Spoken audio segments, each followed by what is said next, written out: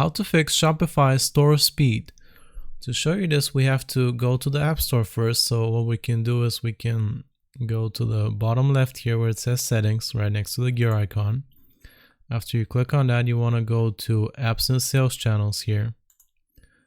And from here, we're going to click on Shopify App Store up here. And that will take us to a new tab. And now you want to type in Booster Page Speed Optimizer. You just click on enter. And that's the app I recommend you use because it has a very good rating. And it also is, well, I've tested it and it works very well. So you just click on that one. And I've already installed it in this case, but if you haven't, this will say install. So you just click on that.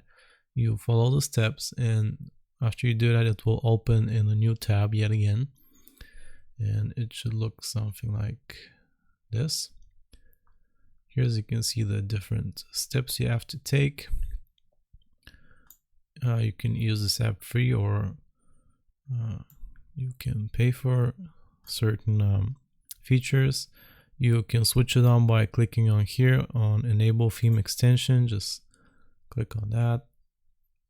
It will take you yet to another tab, and it will, here as you can see, booster page page speed activated. That means that your online store should be now faster and more fluid, because oh yeah, you also want to make sure this is selected from here. You can also turn it off if you want to run some tests and so on, if you want to compare it.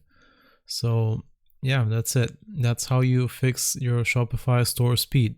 I hope this was useful. Remember to like and sub, and I'll see you next time.